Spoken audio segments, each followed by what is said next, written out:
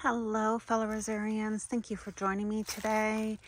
I wanted to show you guys how to use pods very quickly because I've had success, and I'm kind of doing this backwards because I had success with the pods and then I realized that I didn't show you guys how to put the pods on. So it is fall. You can see all of the leaves have fallen. This is not the ideal time to do pods. You want to put them on. Let me set these down here so I can talk to you. You want to put these on probably after your first flush in the spring. That's the ideal time. With rooting, it's going to take, about 21 days or so. With me, it actually takes even a little bit longer. I love these root pods, but when you put these pods on, they have a little clasp here to close them, and then they stay tight here against the cane itself. You're going to want to use your rooting medium. I use the Pro Mix HP because it has a fungicide in it and it works really well. And so just like I shared with you the video on propagation, with that rooting medium, you're going to want to get it moist and then squeeze out absolutely all of the moisture from it that you can. Pop that in here, and then let me show you really quick. What I buy is these disposable scalpels online. You can get these through Amazon. And then with the pods, they sell a kit and they sell you the Hormone. It works really well. And then I also have, of course, my Clonex, which I really like.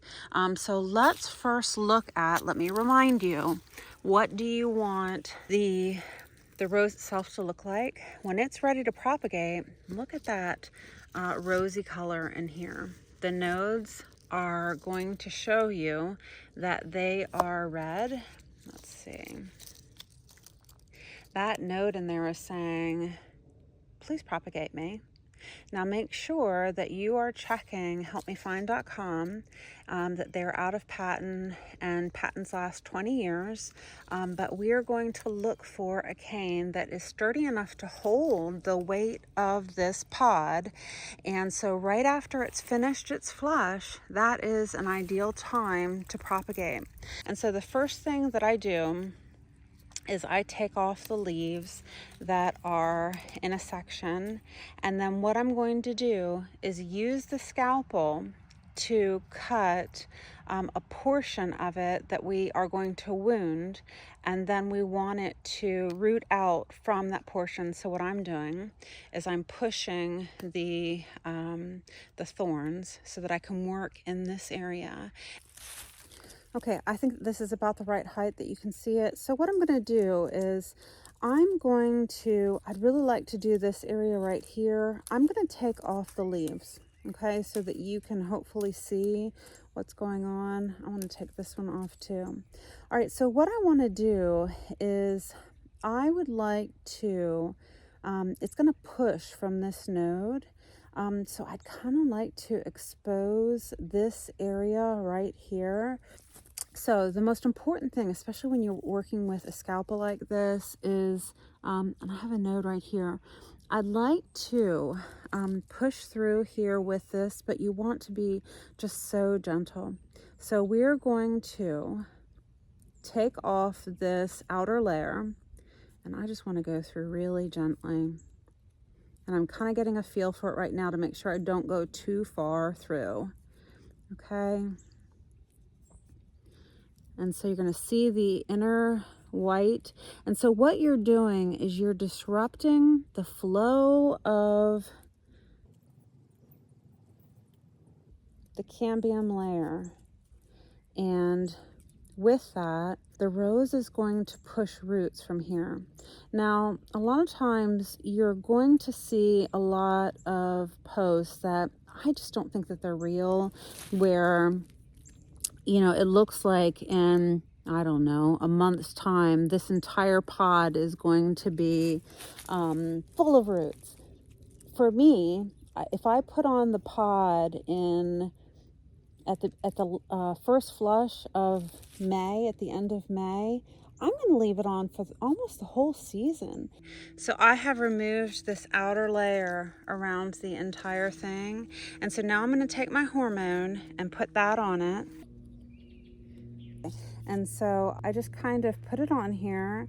If we take then the pod and we put it, I secure it with one finger here, my thumb up here at the top. So this is a one-person job. Put it here, and then you just close it, and then it just snaps. So you don't have any kind of ties or anything. It just snaps like this. And what I like about it, I'm going to kind of turn it here. What's in the way? Is it holds it in place. I've had other pods before where water just kind of went all the way out of it. So it didn't keep it moist. It dried out really quickly, but it has insulation that closes it here. So perfect pod.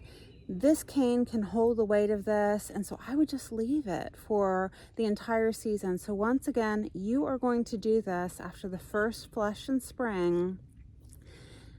This should stay, if you have success, this is going to stay green. And then after your couple of months, when you check on it, you can just open this up when you're ready to check on it like this, take a quick peek, and then go ahead and close it up again. But I definitely wouldn't be checking on it regularly. I would say every couple of months, check on it, watch the roots, but you can keep it on there. And I would say after 3 months or so, once you see you have roots, just go ahead and snip it here. Then you're already gonna have 6 inches of growth or so on your plant. So let's go ahead and now show you the success that I had this season. I guess it's been 6 weeks maybe since I put these in, and it typically takes 21 days to root. Okay, what do we got here? I've got callousing. So we're gonna close this up and give it more time. Okay, let's check in on this. I'm praying there's roots because this is Evelyn. Come on, please be roots. Oh.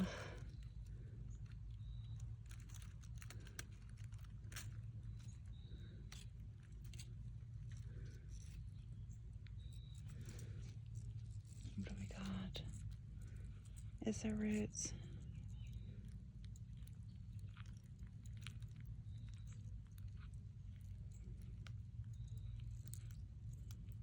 Oh my goodness, is this roots?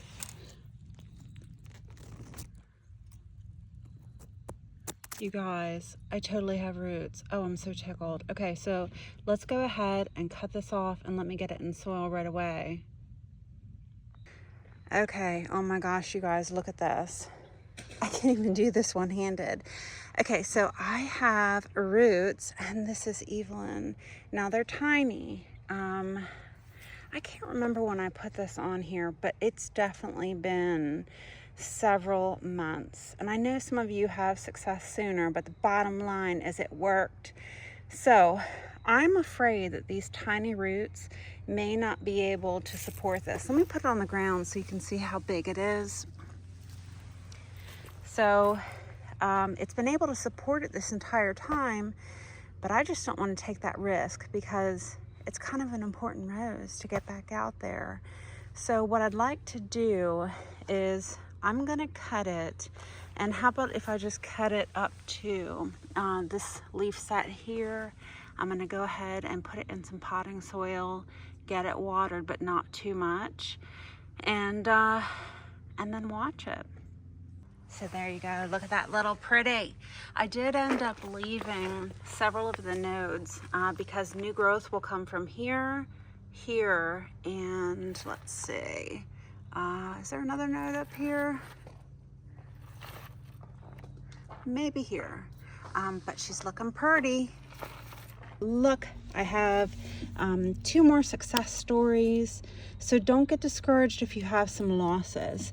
Now, when I look at this one, I'm seeing callousing here, and it feels like it's rooted in there. So, ooh, do I dare pull it out?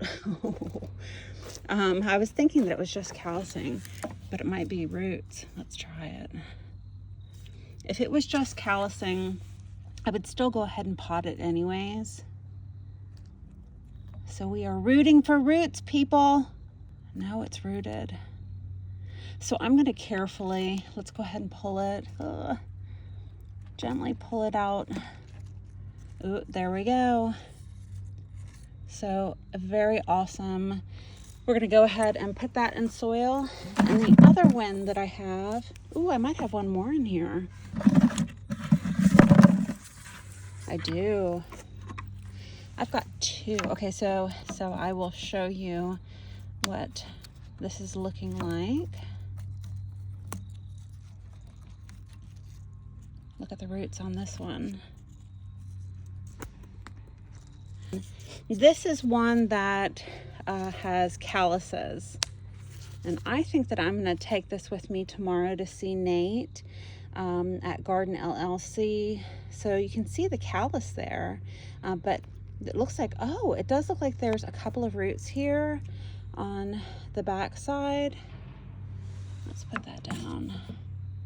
I guess I need to stop doubting myself. Look, I do have roots. So 3 successes. I did have a few failures, so I need to keep on trying.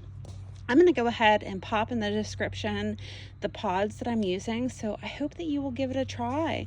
It's always worth a try, and I love learning new things. So thank you so much for joining me, Rosebuds. I will see you in the next video.